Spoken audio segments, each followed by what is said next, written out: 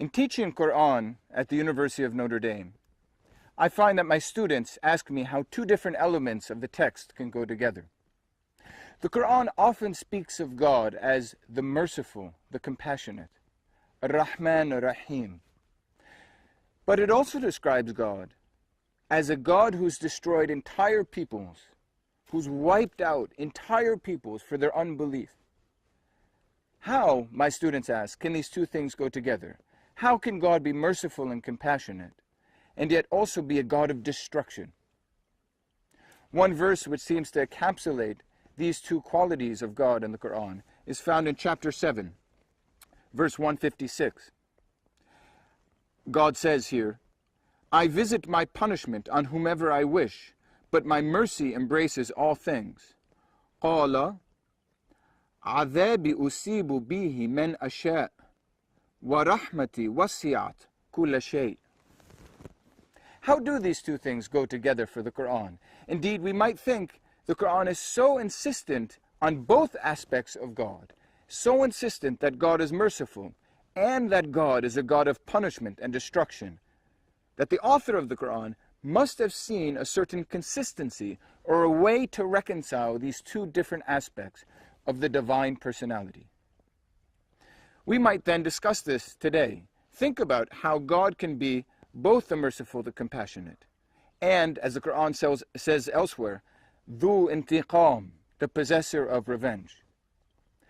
Today we're in a good place to speak about this question because behind me is the Dead Sea.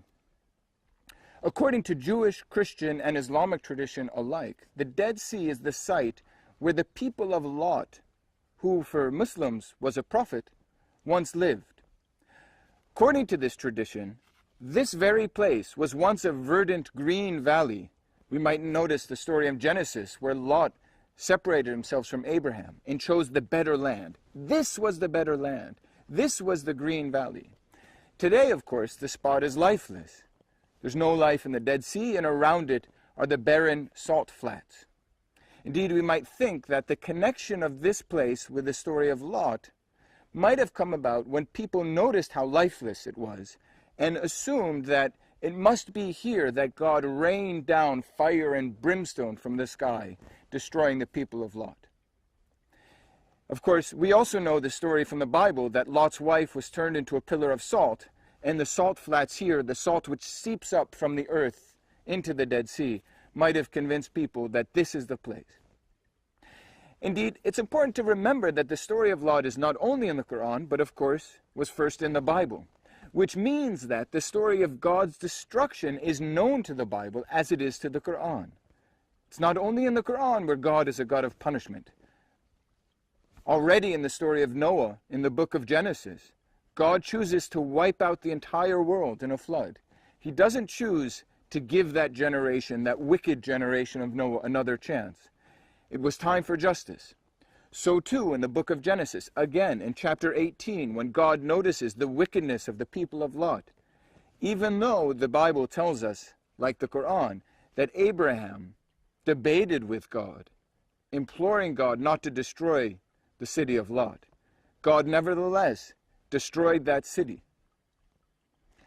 But we shouldn't bring the parallel between the Bible and the Quran too far.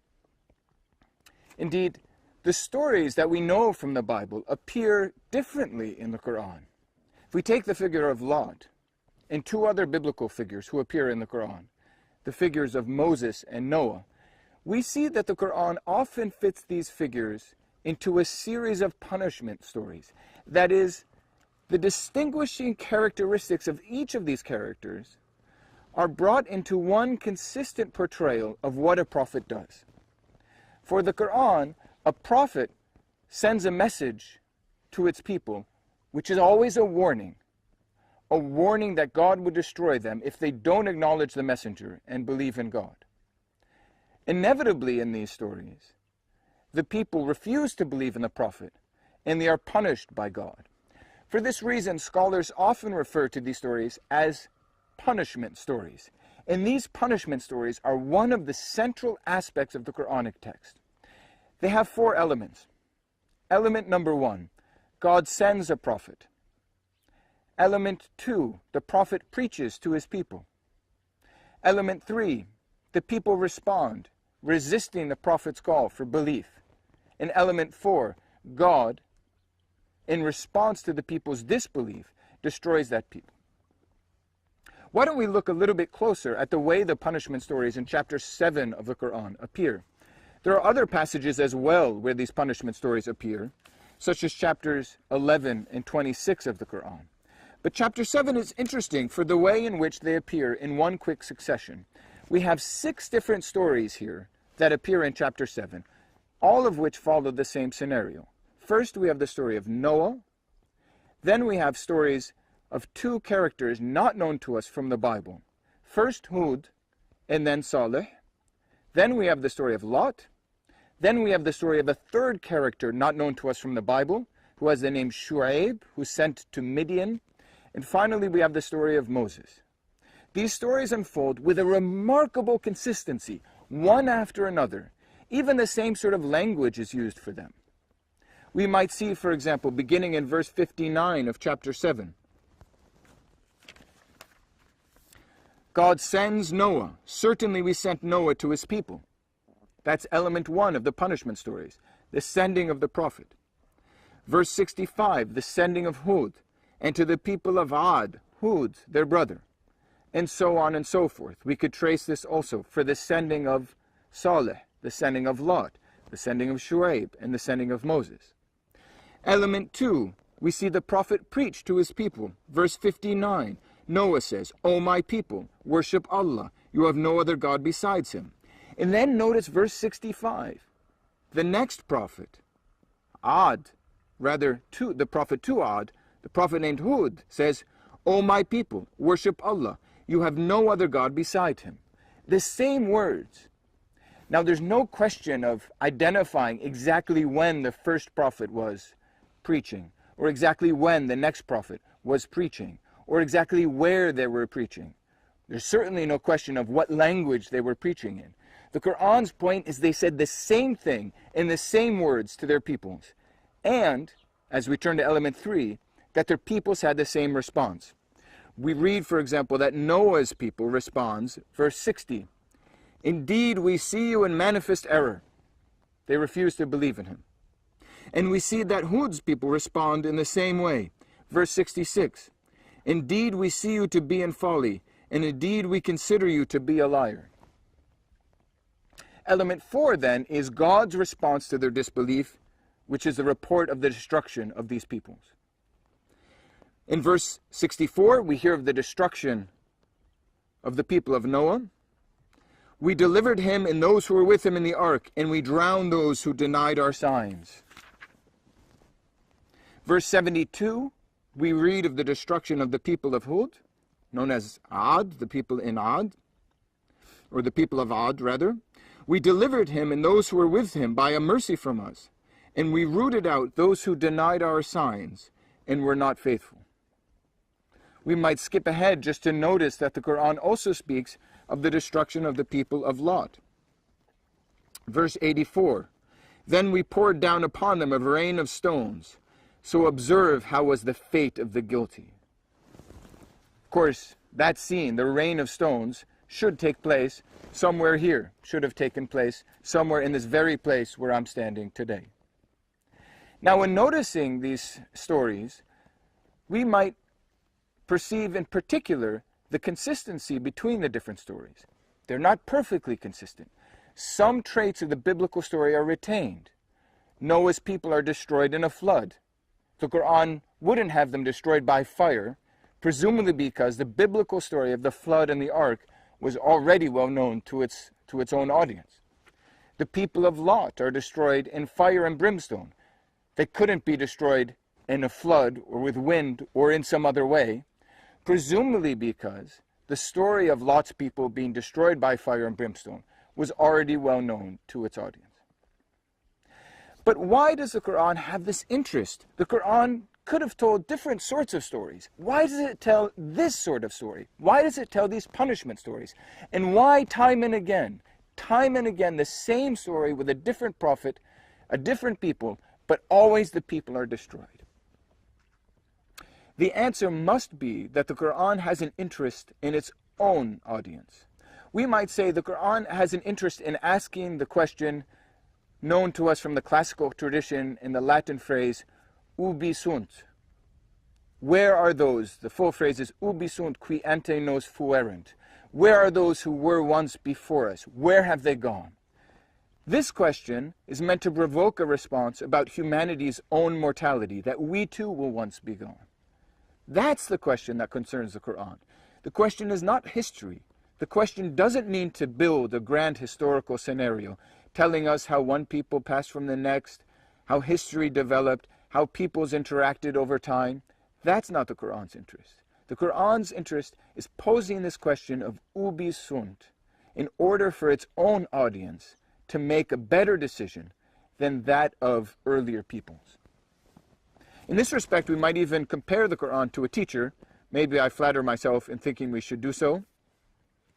But a teacher, when he or she tells a story, for example, of a student who once cheated on a test and was kicked out of school, the point of telling that sort of story is not to tell a cute anecdote or to provide information about an earlier student.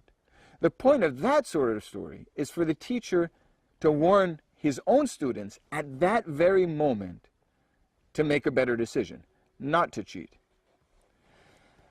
When we read the Quran, we might keep in mind that it's the present moment, the Quran's own audience, that matters.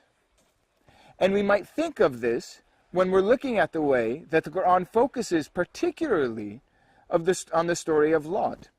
Indeed, we might look together at a second passage which concerns Lot, later in the Quran, in chapter 37, beginning in verse 133. Here we have a reference not only to Lot, but an amazing reference to the ruins or the remains of Lot's city. The Quran says here, "And indeed Lot was one of the apostles, when we delivered him and all his family, except an old woman among those who remained behind." You know who the old woman is supposed to be, Lot's wife. "Then we destroyed all the others." And here the Quran adds this remarkable note, "And indeed you pass by them." What is the them? It must be the ruins of Lot's city. "At dawn and at night, so do you not apply reason." What would this mean, to apply reason? What would this mean, to look at the ruins of Lot's city and then apply reason, to think about them? It is that by looking at the city of Lot and the remains of the destruction that came over it, and reflecting on them, the Quran's own audience would think more clearly and believe in its own prophet. Maybe the people of Lot didn't believe in their prophet, but the Quran says, you can make a better decision. You can believe in this prophet who is sent to you. Conclusion, we might reflect then on what the Quran is saying about its own prophet, the Prophet Muhammad. In a sense, we might say, the Prophet Muhammad appears as the last of the prophets of the punishment stories. He's telling these stories in order to warn his own audience so that they won't be destroyed by God in the same way that the people of Lot were.